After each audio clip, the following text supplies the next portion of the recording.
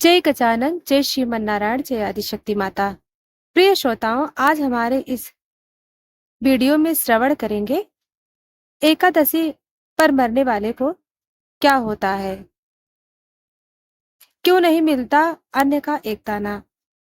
प्रिय श्रोताओं, सनातन धर्म में एकादशी व्रत का अत्यंत महत्वपूर्ण स्थान है।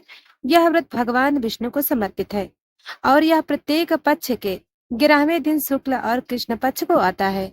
यह व्रत केवल पुण्य ही नहीं देता बल्कि पापों को भी नष्ट करता है। परंतु एक बहुत ही रहस्यमय और मार्मिक धारणा है। जो व्यक्ति एकादशी के दिन मर जाता है उसे अगले जन्म में अन्न का एक दाना भी नहीं मिलता। यह सुनने में कठोर लग रहा है, परंतु इसके पीछे छिपी पौराणिक कथा और आध्यात्मिक रहस्य जब उजागर होते हैं तब यह बात गहराई से समझ में आती है। कथा का आरंभ राजा अम्बरीश और एकादशी व्रत। प्रिय श्रोताओं, पुराणों में उल्लेख मिलता है कि सतयुग में राजा अम्बरीश नामक एक महान भक्त थे। वे प्रतिदिन श्रीहरि विष्णु की पूजा करते थे और नियमित रूप से एकादशी व्रत का पालन करते थे।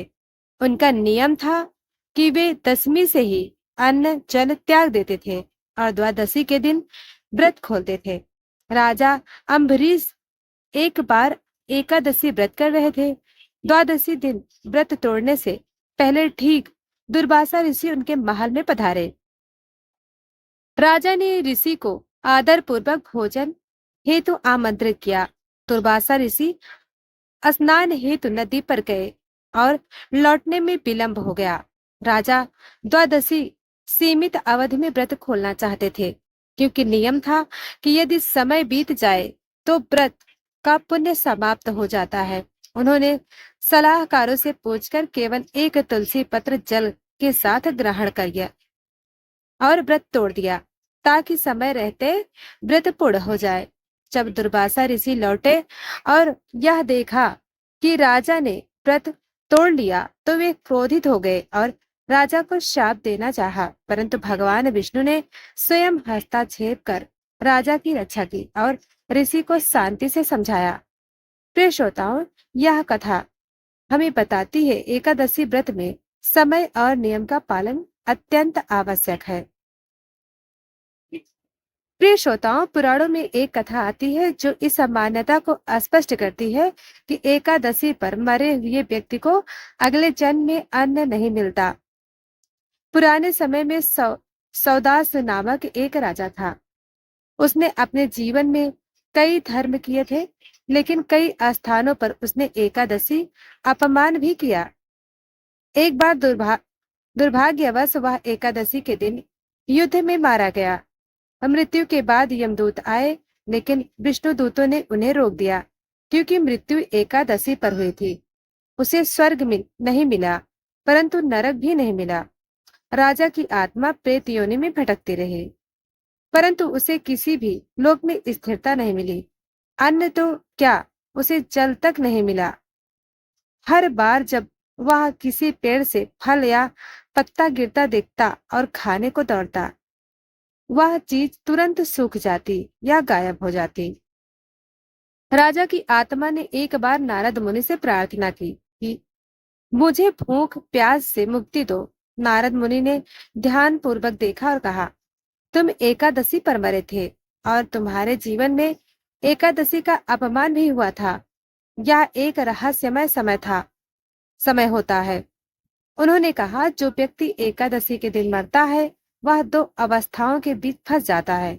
ना तो वह पितृलोक में स्थान पाता है, ना ही स्वर्ग या नरक में। उसे अन्न या जल तब तक नहीं प्राप्त होता जब तक कोई उसके लिए विशेष श्राद्ध और पिंडदान के साथ उपाय न करे। प्रिय श्रोताओं, एकादशी तिथि बहुत ही शक्तिशाली होती है। यह दिन भगवान विष्णु का विशेष दिन माना जाता है। यदि इस दिन कोई मृत्यु को प्राप्त होता है तो उसके साथ कुछ रहस्यमय होता है।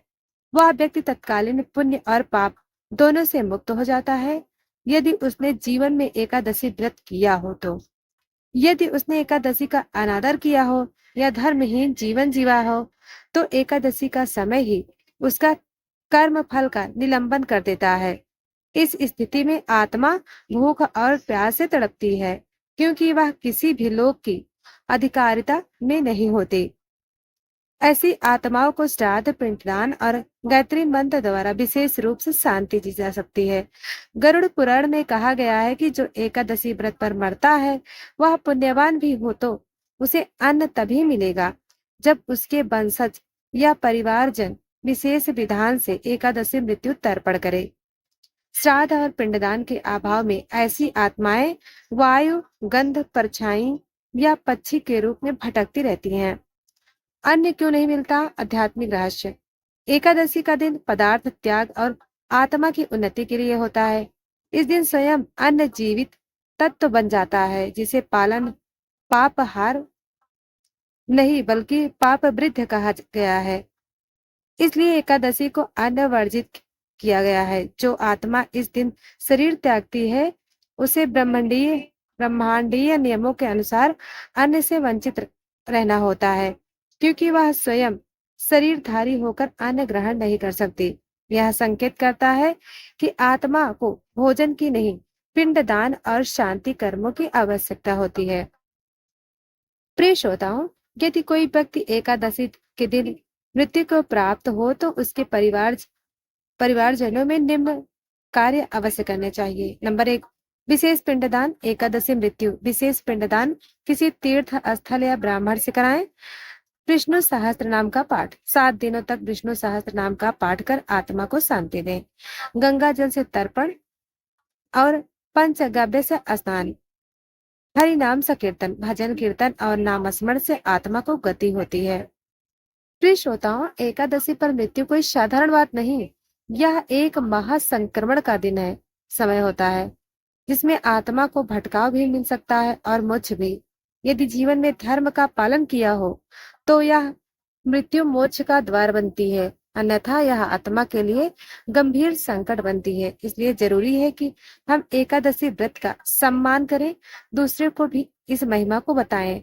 अगर किसी प्रियजन की मृत्यु एकादशी पर हुई है तो उसके लिए उचित धार्मिक क्रिया जरूरी है।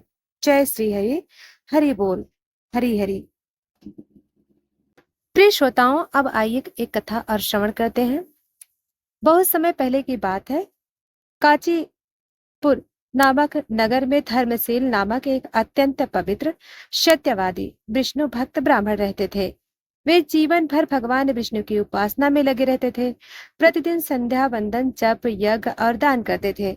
परंतु एक दोस्त था, उन्हें एकादशी व्रत का महत्व नहीं मालूम था और वे इसे कभी नहीं रखते। वे मानते थे कि रोज की पूजा ही पर्याप्त है, अलग से उपवास की क्या आवश्यकता है। जब उनका अंत समय आया तो यह संयोग बना कि वह दिन पार्थिवा एकादशी का था, जो बहुत ही विशेष मानी जाती है। पूरे नगर में एकादशी का उत्सव मनाया जा रहा था। सभी भक्त उपवास कर रहे थे और मंदिरों में श्रीहरि के भजन कीर्तन हो रहे थे। लेकिन धर्मशील ब्राह्मण अज्ञानवश उस दिन अन्न जल ग्रहण करते रहे। उसी दिन सायंकाल उनका देहांत हो गया। मृत्यु के पश्चात जब यमदूत उन्हें लेने आए तो विष्णु लोक ने उनका मार्ग रोक लिया, क्योंकि वे विष्णु भक्त थे। उनके पुण्य बहुत अधिक थे। दोनों पक्षों में विवाद हुआ। अंततः यमदूत पीछे हटे और विष्णु लोक उन्हें विशिष्ट क्षेत्र में ले गए। न वह स्वर्ग था, न नरक, न पितृलोक और न ही पृथ्वी। यह एक बीच की भूमि थी, जिसे अन्न वर्जित क्षेत्र कहा गया।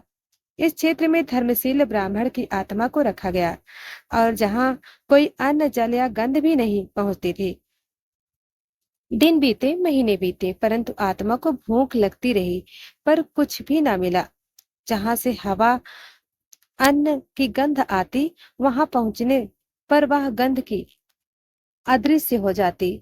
वह आत्मा निरंतर भगवान विष्णु का ध्यान करती, परंतु भूख प्यास से व्याकुल रहती। एक दिन उस लोक में भ्रमण करते हुए नारद मुनि वहां पहुंचे।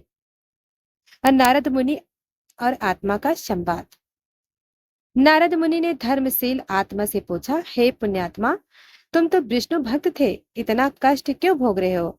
धर्मशील आत्मा ने कहा, हे मुनिवर, मुझे कुछ समझ नहीं आता। मैंने जीवन भर भगवान विष्णु का स्मरण किया, ब्राह्मणों को भोजन कराया, दान दिया, परंतु अब मैं भूखा प्यासा इस क्षेत्र में पड़ा हूँ। मुझे अन्न का एक दाना भी नहीं मिला। नारद जी ने ध्यान मग्न होकर देखा और बोले, हे धर्मशील, तुम्हारे जीवन में एक दोस्त था। तुमने कभी एकादशी का व्रत नहीं किया और विडंबना देखो, मृत्यु भी तुम्हारी एकादशी के दिन ही हुई। उन्होंने आगे कहा, एकादशी पर मृत्यु प्राप्त करने वाला व्यक्ति यदि जीवन में एकादशी व्रत नहीं करता तो उसकी आत्मा भोग वंचन के नियम से बंध जाती है। यह आत्मा तब तक अन्न से वंचित रहती है जब तक पृथ्वी पर कोई उसका एकादशी तर्पण या विशेष श्राद्ध न दे। धर्मशील आत्मा दुखी हो गई, परंतु उसने नारद जी से उपाय पूछा। पृथ्वी पर पुत्र का प्रयास। नारद जी ने बताया कि यदि उसका पुत्र पृथ्वी पर किसी तीर्थ स्थल पर जाकर गंगा से स्नान कर ब्राह्मणों को भोजन कराए और विशेष रूप से एकादशी मृत्यु शांति विधान कराए, तभी उसकी आत्मा को मुक्ति मिलेगी और अन्न प्राप्त होगा। सौभाग्य से धर्मशील ब्राह्मण का पुत्र श्रीधर एक सत्पुरुष था और पिता का परम भक्त। उसे स्वप्न में अपने पिता का दुख भोगता हुआ दृश्य दिखा। अगली ही सुबह उठकर काशी गया। वहां उसने गंगा स्नान किया, गायत्री मंत्र का जप किया और फिर एकादशी के दिन विष्णु सहस्त्र नाम पाठ करते हुए 11 ब्राह्मणों को भोजन कराया, पिंडदान तर्पण दिया और कहा, हे पितरों, विशेष रूप से मरे पिता धर्मशील, यह एकादशी का तर्पण तुम्हारे लिए है। आपको अन्न जल शांति और गति प्राप्त हो।